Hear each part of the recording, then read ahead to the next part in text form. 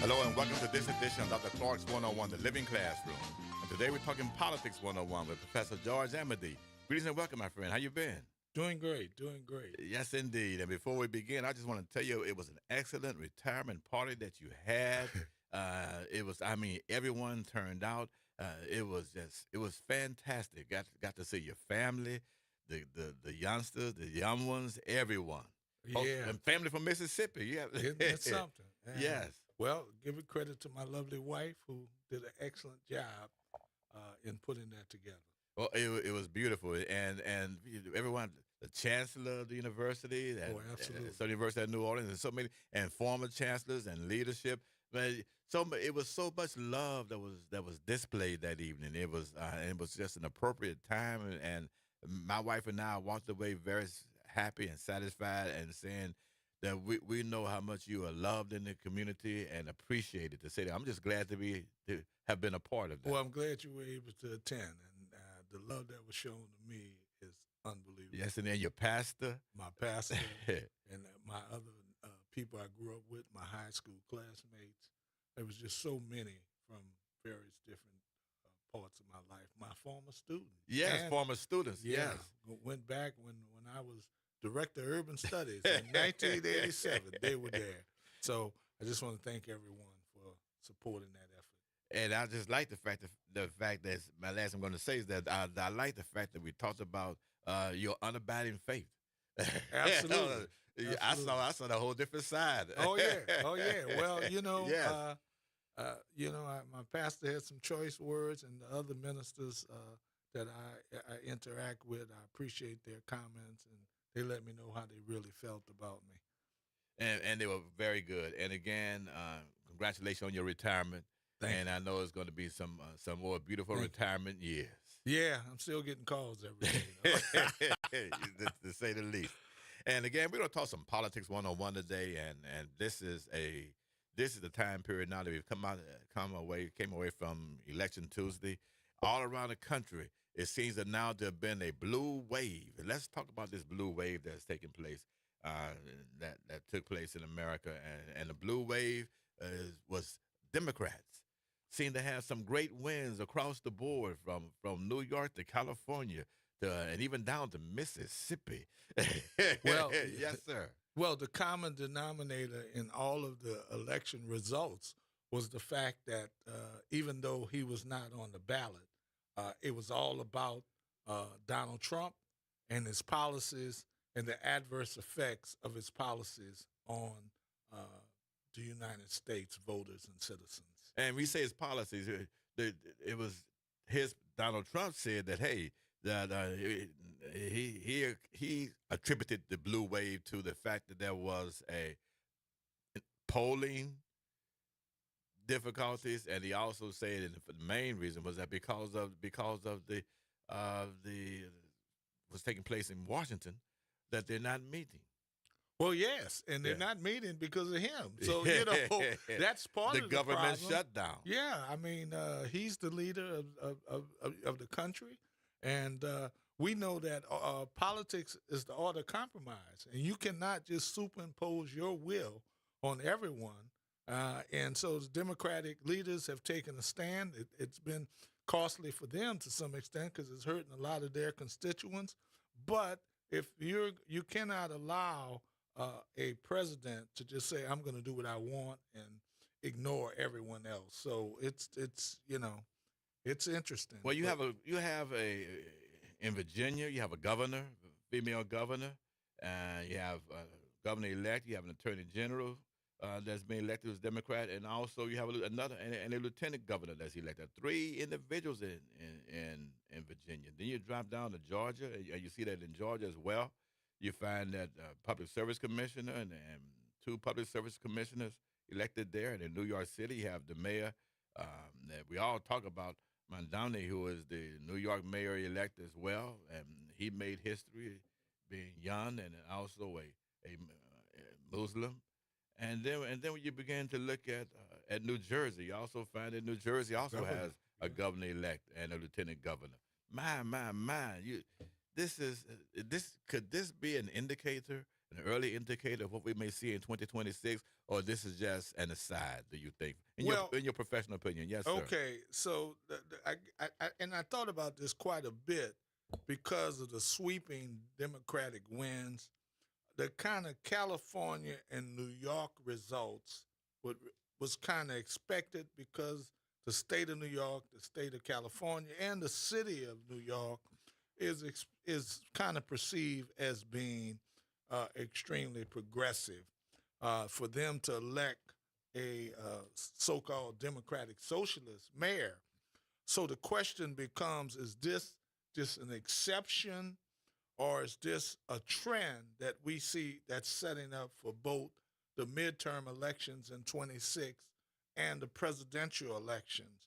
And to me, it remains to be seen because even though it was sweeping wins in both Virginia, which is a kind of upper South state, and California, New York, and New Jersey, which are more progressive states, I think we still have to see uh, what's going to do happen as a result of this. We know that when Barack Obama was elected, there was a backlash. Yes. So the question is, particularly with uh, people trying to invoke fear about the election of quote unquote a socialist or democratic socialist, it remains to be seen whether or not there will be a backlash from the conservative forces. And to me, a lot particularly is contingent upon the success of the mayor in New York. You know, obviously there are a lot of people in need. Well, if you look at what I call the market view of politics, then the market view of politics, according to Downs and Tulloch and Buchanan, is that if you stay in the center, you're going to get most of the voters. That on the other extremes, there are fewer voters, but there may be fewer voters on the other extreme, but uh, and that's only because the other people were apathetic when not voting. So this gentleman was able to mobilize the masses of the people, especially young people and people who don't normally vote. Now, if he is successful and this model works, then I see it being duplicated in other places. Well, the key word for me is pragmatism. And so, and regardless of what city you may be the mayor of, mayors across the country have to, no matter how they campaign, they've got to, whether they alter left or move to the left or to the right, at some point, they've got to be pragmatic. Right. And so, will he have the ability to go into the private sector and uh, offer food and stores and make them almost communal?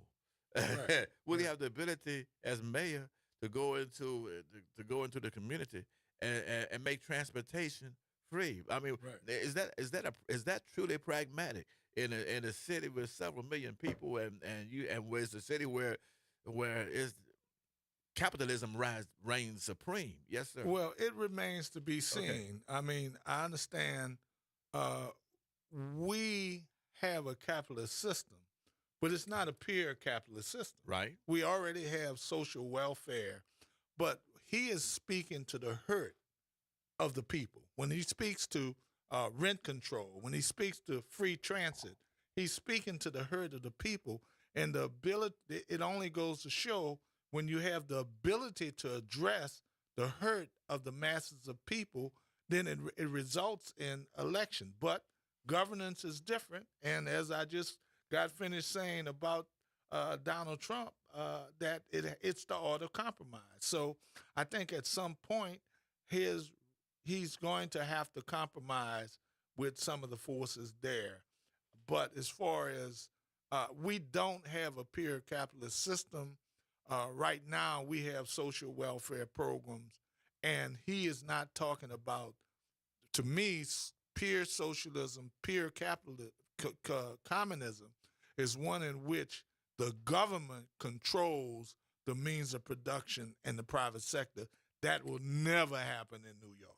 Well, we see right now where, well, And right, we're not purists when it comes to the capitalistic system. In fact, they call it bastard forms of socialism, and we have those bastard forms of socialism exist Absolutely. when you look at as you indicated earlier, the welfare programs and on some of these other healthcare programs because that's required.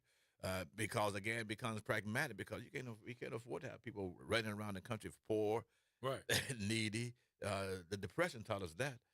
But let me move the But I conversation. do Yes, think the sir. measures that he's talking about, Yes, sir. rent control Yeah. and freezing rent and free transit, I don't see those because when you open up transit like that, it has an effect on the economy. So I'm not really sure some of those things are really as extreme as they appear. Well, let's talk about if I could turn the conversation again in remaining in the minutes that we do have. California, the redistricting. The redistricting, the map, and when you look at California and how it worked, and it was Prop 50, is that now they're going to be able to look at and go into the state and redo the maps and find perhaps five additional um, maps which can indeed uh, be turned over into Democratic seats. Uh, how do you see the ripple effect?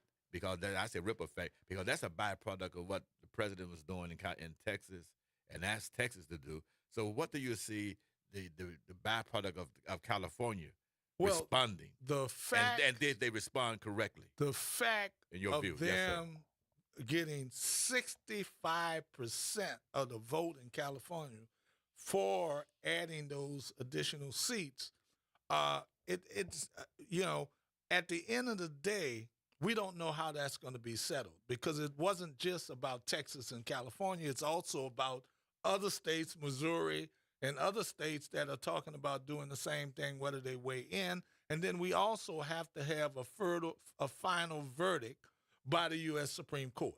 But the byproduct of that, as I see it, has been in terms of letting us know what kind of leadership the Democratic Party responds to. And so Governor Newsom clearly has put himself in a class where he's fighting fire with Governor Trump. And not only that, he's had some success. So people are talking about him as being a potential front runner for the next presidential election. So to me, that's the most significant thing. But the question is, will the other states respond? How it's going to fall out, we don't know how it's going to actually, and how the Supreme Court's going to weigh in. But in terms of Governor Newsom, his bona fide has gone up tremendously. But if you look at the history of presidential elections, we've never had a Democratic president from the state of California. So it still will come back to values and whether or not you're likely to have a successful Democratic candidate from California. We saw the result of Kamala Harris, or whether it's someone in the blue wall, the Kentucky, Michigan state, or the Brashear now southern, after the the southern states yes. as well. So, and of course, let's not leave out Westmore Precisely. in Maryland. So, but right now, it appears as though Gavin Newsom has elevated himself to front runner. And then there are people in Louisiana who are in line as well. We can't rule out people like Mitch Landrieu who have a really I think is under the radar. We can't rule out the people that we see right here in our own home environment. Well, Yeah. exactly. I'm not clear. You see, that's what I say. These are folks who have national platforms and have had national platforms, and we can't ignore dark horses. I understand. So it's almost like you can't handpick anyone. At this we point. know that. But I like what you say, the fact that the governor of California now has moved himself to the forefront. Well, I think the model, he shows a model of the kind of, just like the mayor in New York. He showed the model of the kind of politician that the people who don't normally participate and the masses and the young people are going to respond to. And Gavin Newsom has done exactly the same thing. Well, let's talk about this for a minute.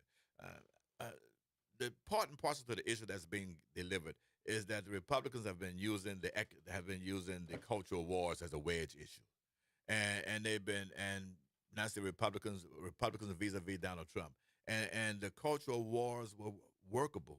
Talking about the transgender, the LGBT, and all these other kind of issues, they use those as wedge issues.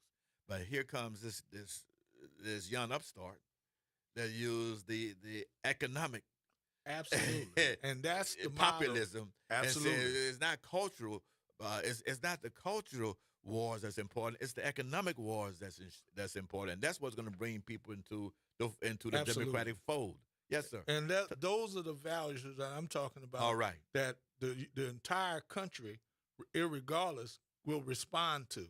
Of course, you're going to always have the attempt to say that Gavin Newsom and Kamala Harris are going to try to transform everyone's child and family to transgender or LGBTQ plus. That's the culture war. But once again, people are not suffering as a result of that. People are suffering because of Trump's economic policies and his policies on with respect to the treatment of people who don't look like him.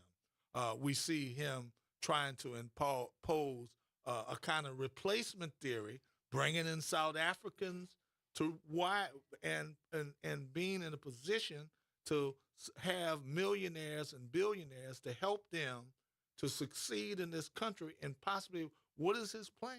I mean, what is his plan for them to take over farming and other agricultural things that previously beginning farmers and marginalized? Because right now his policies are oriented towards helping them and not for the masses of people. And that was part of the response in New York. Yeah. Again, look at it.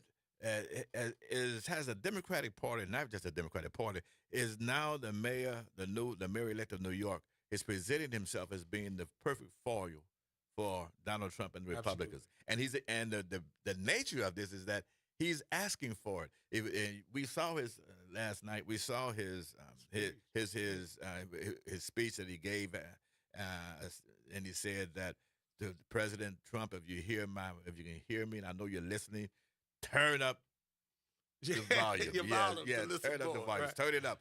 And so he's fighting fire with fire. Absolutely. And that's what I think is important in the sense that is what many of the Democratic, and not just Democratic people, but Democrats, independents, and forward-thinking Republicans have been saying, we want someone to stand up and fight. Right. Not just someone to placate this. Now, in the time that we have left, I want to talk about some local issues as well, because we can't escape this because a lot happens in 30 days. Absolutely. You know, we have the new mayor elect, and Lena Moreno, and she's putting together her people, her transition team. A transition team looks like what I appreciate about her transition team. She has individuals on there that we know, well-known commodities. Absolutely. We didn't see that 4 years ago. No, not at all. we had if at all. But what I would like to know is that we find that there's more than $125 million questionable deficit that's 160. It's 160. The number just keeps rising. My goodness. Just to get a handle on this, or your thoughts on this, what are your thoughts? I'm going to give you my view as well. But yes, well, sir. This is the kind of budget deficit that can wreck a mayor-elect coming into office. My question is, why we waited so long to deal with it? Why was it such hush-hush? When you say we, well, I'm talking about the people who ran for office. Okay. The council persons, as well as those who ran for mayor, talked around it, but there seemed to have been enough evidence that it should have been something that we should have known much earlier than now. And what about these so-called investigative reporters? Absolutely. They if I didn't think so, I would think that everyone had a unholy alliance to say, let's talk about this close at the end of the election, and let's not, I like the fact that you call it unholy alliance. It's an alliance, and it's an alliance. However you would. Yes, sir. But right now, whatever it was, it was. But the problem is, it's a major problem, because we're not just dealing with 2025 and a deficit, but going forward, this is the first post pandemic budget. We don't have the revenues. We want to be a first class city where we say we can have Taylor Swift, we can have Beyonce, but it seemed as though it was ridiculous to budget $87,000 for for security, and if going forward, something has to happen. It's not going to be just enough to say I'm going to find efficiencies, or right now the Landry administration seemed to be in the catbird seat because I don't know what influence he has on the bond commission, but if he does, then basically the thing that we dreamt about, him taking over the city or having unusually high amount of power, will come into play. Now, I've gone to many of the bond commission meetings over the years, and they're Mm-hmm. very professional, very, very precise, detailed. And by the time you get to the commission, you've had your dots, your I's dotted, and your T's crossed. It's real.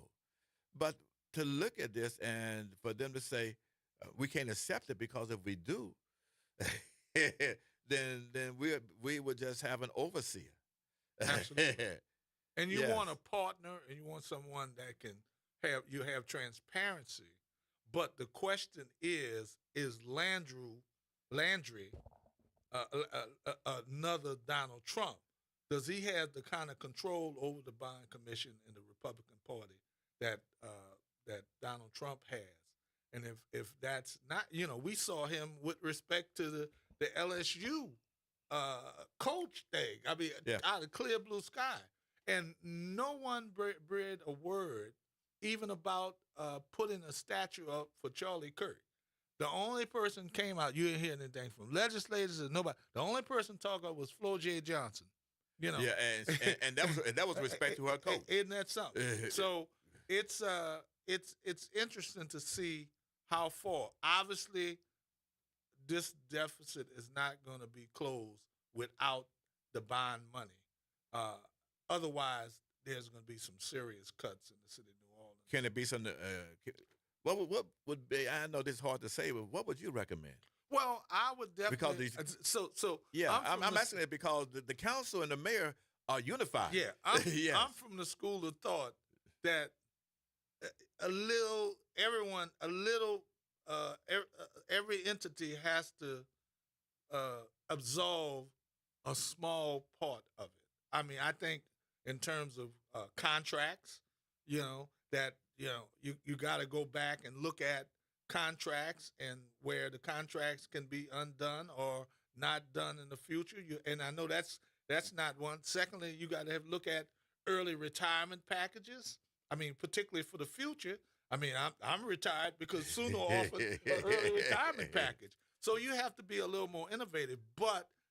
And then I'm from the school of thought that the burden has to be shared across every entity and department, even NOPD has to have some suffering. No exemptions. No exemptions. That because otherwise the burden is on one department or one group. So they're talking about furlough. I mean, we were at Suno when we had a deficit. We gave up 1 day a week of work. Now that may not seem like to people that's a good solution. On the other hand, it was better than my losing my job. So I think we need to explore all the possibilities. And I'm going to say this, you won't hear them say it, they may have to generate some revenue or take some revenue from other places that are not a priority. So you have to look at a total, Yes, sir. in every place and every strategy to solve this. Because how do we wake up with 100, and all due respect to TD, they said TD didn't want to give up that education money because she said we gonna have a deficit ourselves. So she kind of hinted at it, but I do think that the information that came out in April in different places should have been enough that the council should have jumped on it, and we shouldn't be at the 11th hour trying to solve this problem. New Orleans East elections. Okay, runoff. It's interesting. Because I'm asking that because I know you have an interest in that area. Yes, sir. Well, I say that having seen that the people who normally in the polls were getting 40% of the vote, seem to have won. Close to 40. Michelle Woodfork and Helena Morena. But in the New Orleans East, we saw that Cindy Wynn also got close to 40%. The name of the election for the mayor and every other race is crossover. The question is, who can get crossover? And so Helena Morena did a better job on crossover as respect to African Americans in her campaign than the other two candidates did with non-African Americans. So the question is crossover. If you're talking crossover, then Wynn already she starts in with crossover. Exactly. I would imagine. Yeah. Yes, so but I do think that you're dealing with New Orleans East, and you're dealing with a predominantly black district, and so the middle class district, a middle class district. So the question is, and a lot of blacks thought that Cindy Wynn had done a good job before, and so that may have a factor. But once again, I'm not going to say that she's a shoe-in to win, but the odds look good in her favor. Well, I'm convinced that when I look at candidates in the East, I look at the East does not mind kicking you out. Whether it's city council, state representative, whatever it may be. But it's always been my observation that that candidate that's willing to put their boots on the ground and knock on doors and stand on corners and do the traditional work, they're the ones that tend to be successful. And I use a name that go back to the state representative seat, David Armstrong. Right. Those kind of folks who go whatever you may say about their politics, that actually knock on doors and work hard, tend to be successful in New Orleans East. Yes, sir. But this is not the primary election where the mayor and the sheriff are running in this. This is an election where you have to get your people out. So I agree with you. Yeah. Whoever do an effective job of that will win the election. So he's got to get his people out, get their people out, and get them. Yes, indeed. Absolutely. And so in the remaining time that we do have, what do you see for us coming in the future? When we come back 30 days from now, what do you see happening in New Orleans and in America? Well, I see the Supreme Court being a major factor. We see that they're taking up the issue of tariffs, and that's going to affect a lot of small and medium-sized businesses and the economy. And also they have other issues, mostly dealing with whether the president has unlimited power in certain areas and limited power. So to me, I see them as the major factor. Locally, of course, is that $160 million for 2025, but also what is the plan for 2026? You have to think in terms of both. I've given you my ideas.